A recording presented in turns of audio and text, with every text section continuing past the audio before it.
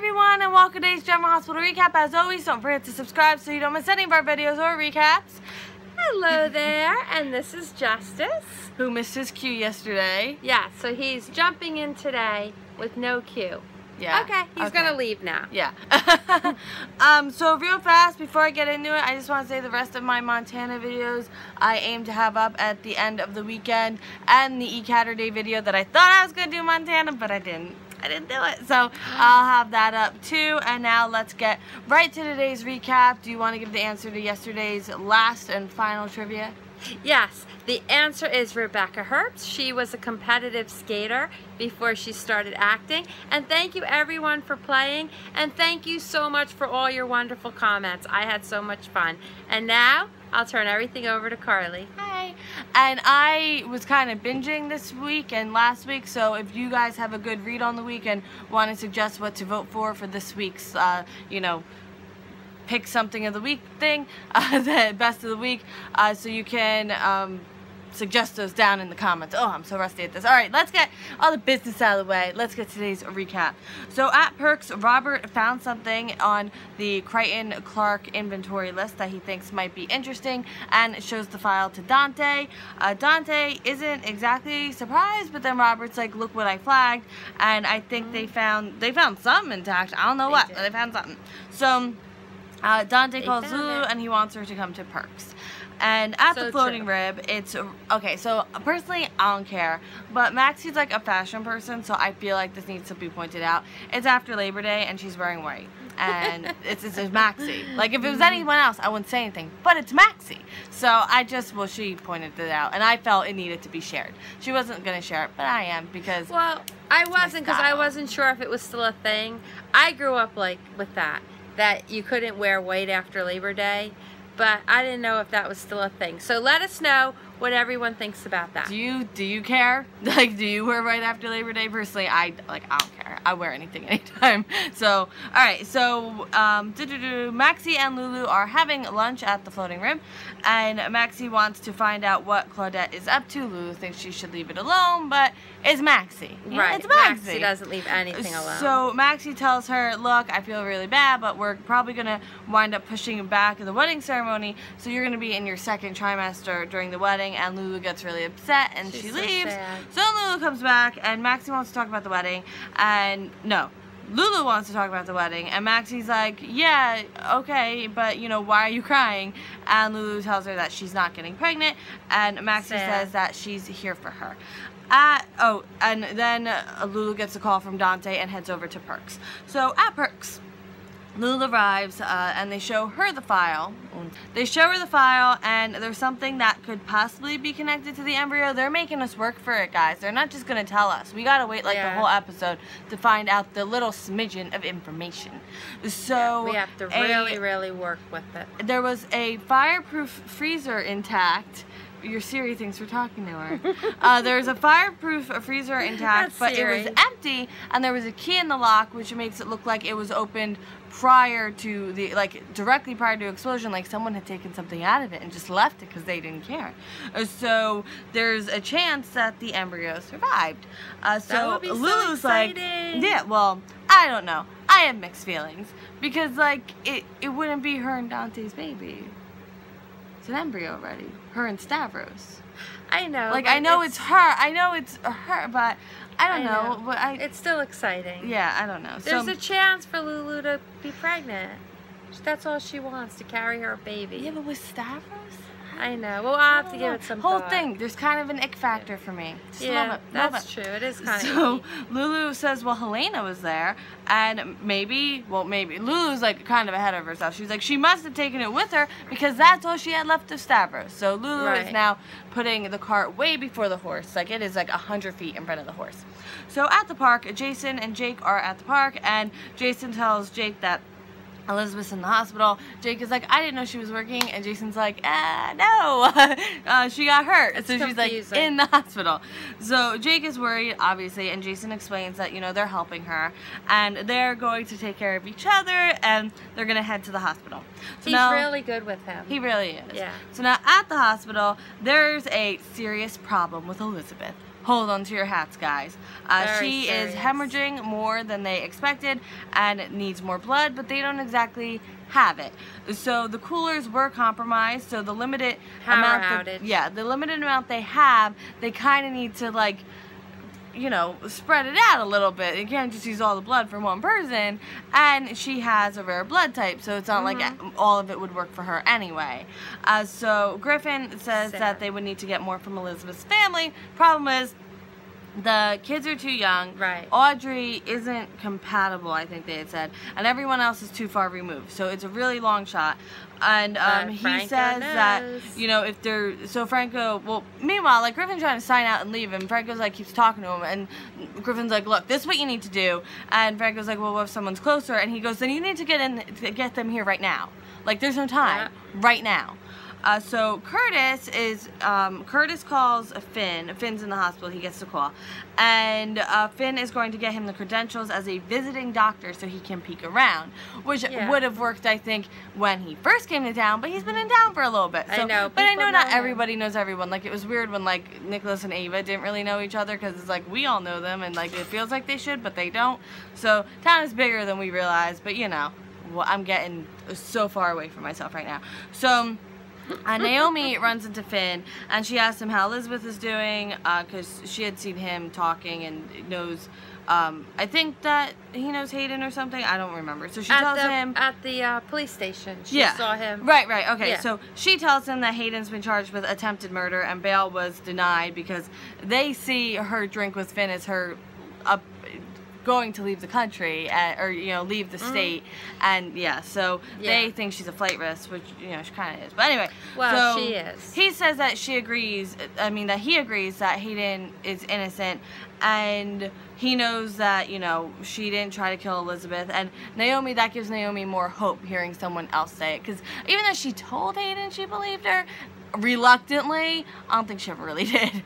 I don't think she believes her, and she also didn't think that Hayden had any friends in town. No, so that's what I was just about to say. Naomi's surprised that Hayden has friends, and Finn's like, that's kind of mean, because you're her mom. And she's like, I know, that was I think Naomi thinks Hayden's a lot more like her than she is. I think Hayden's grown from that. Maybe she was like her, but now she's different. I know, but she's so mean to her own daughter. Yeah, so I would never be mean to you. No.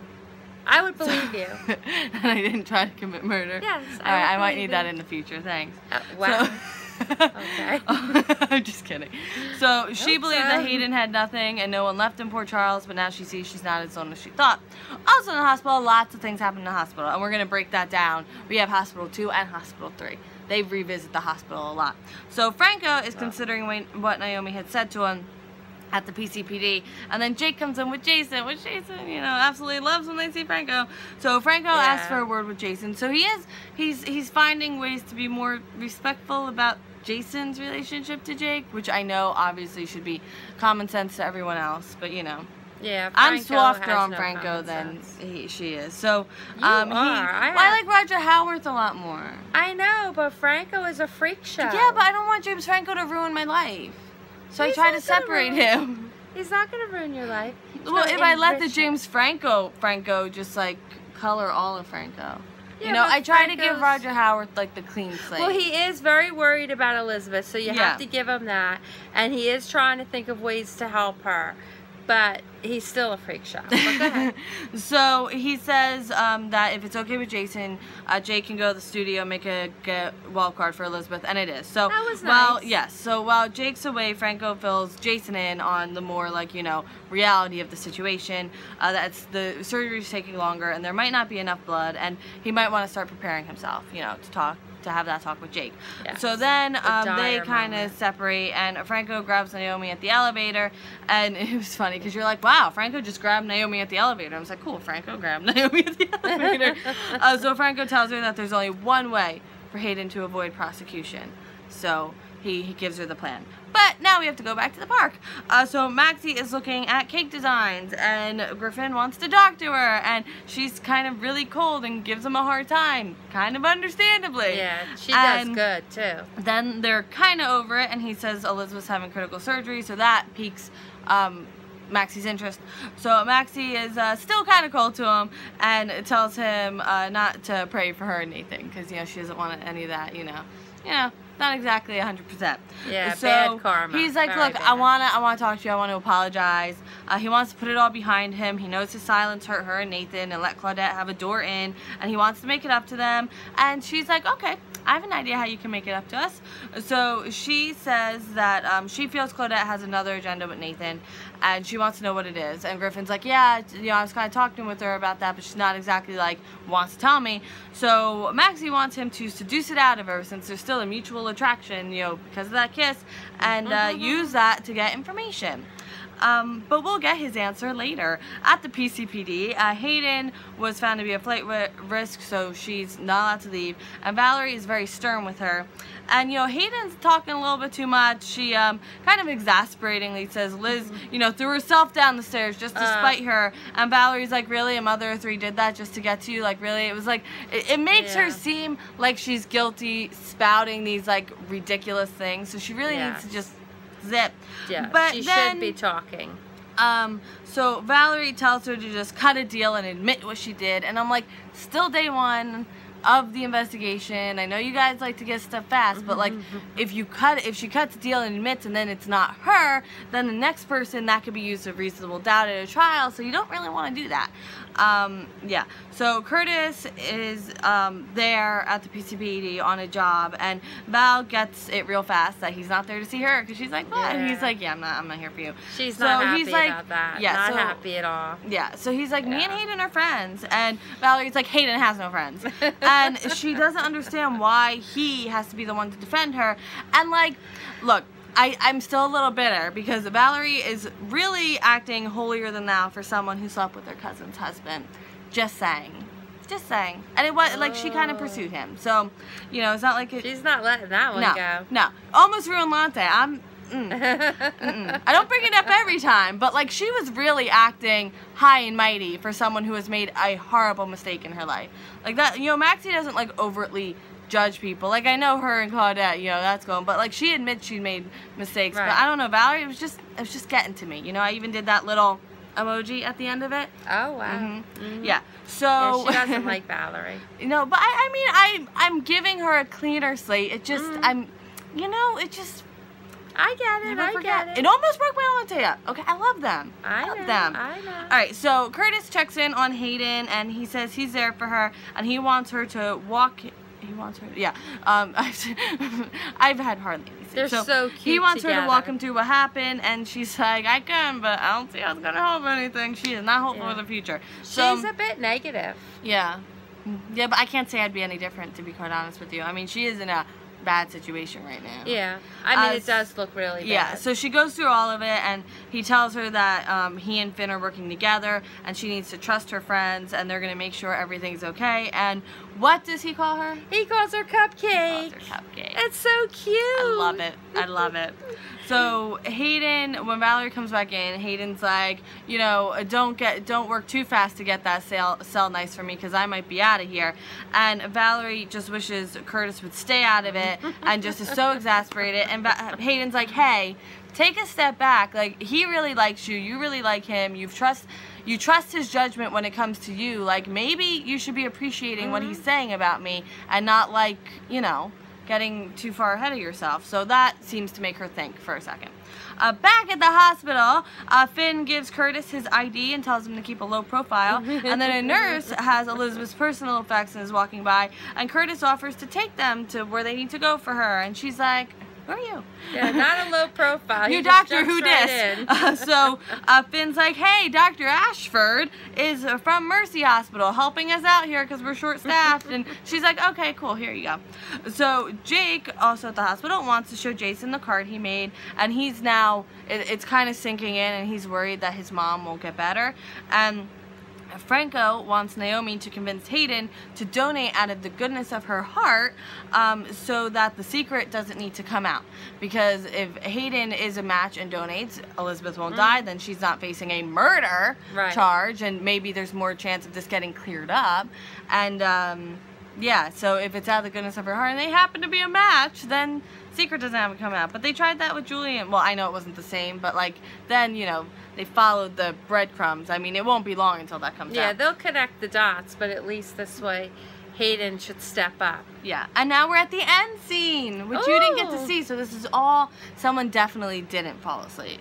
No, So, are you ready? So Yeah, Lulu I'm all ready for the is, end scene. Yeah, Lulu's definitely getting a bit ahead of herself, and she thinks they should search Cassadine Island because there's a whole lab complex under it, and she can't believe they were just there and didn't know. And reminds me of Courtney when I showed her the thing I wanted. She's like, I just bought that, I didn't know. You know, I relate to this on a personal level. So Lulu wants to go back to Cassadine Island, back to the lab. Doesn't seem like a good idea. No, so, it never is a good idea to go to Cassadine Island. It is scary there. No. So Griffin doesn't want to violate his vows, and Maxie's like, yeah, I think the ship's already sailed on that one. Yeah, he struggles with that. He's like, there has to be another way. It's like an infomercial. So she says, you know what? I'll do it myself. Not the seducing Claudette part, just the information yeah, part. because that would not be good. And she says that he only cares about himself, and it hurts me to see them fight. It really does. So Jake is so scared that he would have to leave his brothers if anything happened, and he doesn't want to be separated from them. And Jason promises that won't happen. Like, no matter what happens, he won't have to be separated from his brothers. And he's a good dad. He says, you know, I don't know what'll happen in the future, but I can promise you, like, it's gonna be okay. He's a really good dad. So Valerie calls Curtis, asks if he's free. He's like, no, and she's like, look, if you make a break in the case, like, I'll be here. Floating rib, so, you know, whatever. So Finn says that he found a photo of the person who pushed Liz. Is it possible that when she was getting her flashlight out, she might have accidentally grabbed a photo? Yeah, could happen. Could happen. You don't know. I accidentally take photos all the time. You should see half of the vacation photos I have. It's like the ground, you know? And not even like the pretty mountain ground, just like the ground of a bus. It happens. That's a good one. Franco comes into the PCPD. He updates Hayden, and he says that he'll make sure everything is fine because Hayden will save Elizabeth's life. And Hayden's like, what now? I'm gonna do what? So thank you so much for watching, and I'm out of touch. What do I say? I know. Well, what you could say is please subscribe to this channel. So you, well, but sometimes you say if you haven't already, you subscribe to the channel, and I will see you tomorrow later. And this is very spooky. It's almost Halloween. Presentation. So yeah, we're getting ready for Halloween. So we're gonna have spooky presentations. So have a wonderful night. And tomorrow, are you gonna later upload? Oh, maybe we'll both be here. Maybe. Okay. The way my work schedule is happening this year, it looks like this might be a regular thing. Oh. So yeah. And if you like that, please let us know. Hit the thumbs up button if you like thumbs that up. idea. All right, I'll let you go, and I will see you tomorrow for more General Hospital. Bye.